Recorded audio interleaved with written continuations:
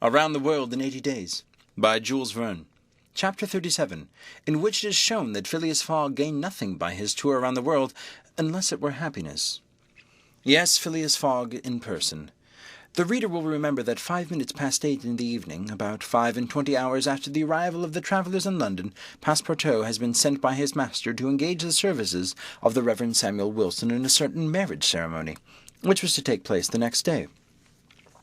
Passepartout went on his errand enchanted. He soon reached the clergyman's house, but found him not at home.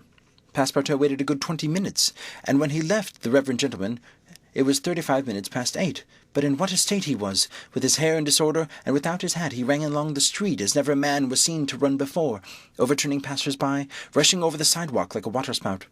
In 3 minutes he was in Savile Road again, and staggered back to Mr. Fogg's room. He could not speak.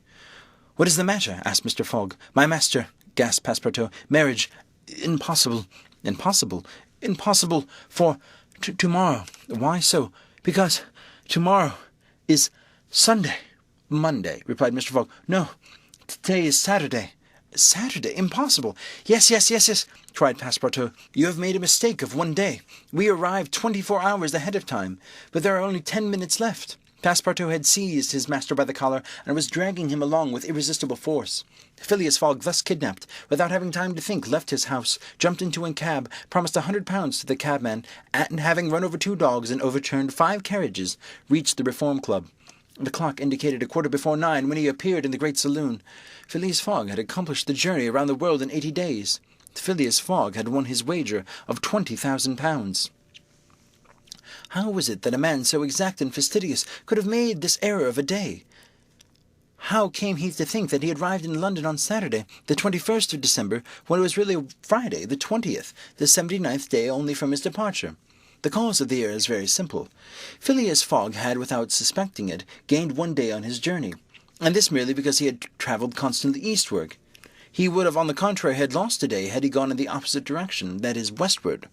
In journeying eastward, he had gone towards the sun, and the days therefore diminished for him as many times 4 minutes as he crossed degrees in the direction.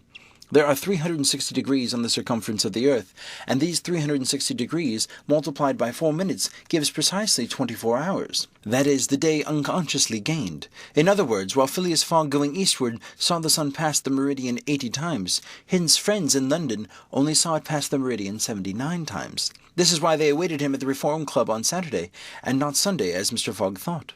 And Passepartout's famous family watch, which had always kept London time, would have betrayed this fact if it had marked the days as well as the hours and the minutes.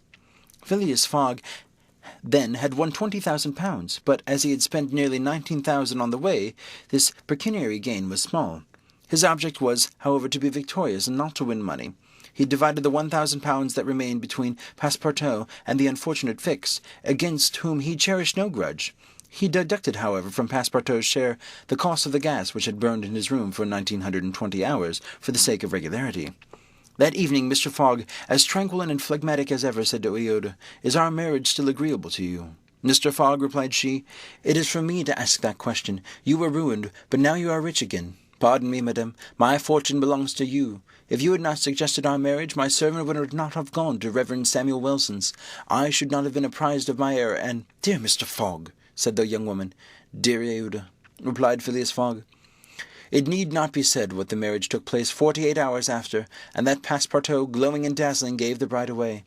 Had he not saved her, and was not entitled to this honour? The next day, as soon as it was light, Passepartout rapped vigorously at his master's door. Mr. Fogg opened it and asked, "What's the matter, Passepartout?" "What is it, sir? Why, I've just this instant found out." "What?" "That we might have made the tour of the world in only 78 days. "No doubt," returned Mr. Fogg, "by not crossing India. But if I had not crossed India, I should not have saved Iota. She would have not been my wife, and—" Mr. Fogg quietly shut the door. Phileas Fogg had won his wager, and had made his journey around the world in 80 days. To do this he had employed every means of conveyance: steamers, railways, carriages, yachts, trading vessels, sledges, elephants. The eccentric gentleman had thought throughout displayed all his marvellous qualities of coolness and exactitude. But what then? What had he really gained by all this trouble?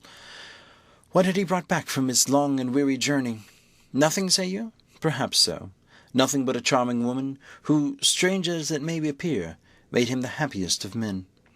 Truly, Would you not for less than that make the tour around the world? The End. Read by David Russell. For Lit2Go. Available on the web at fcit.usf.edu.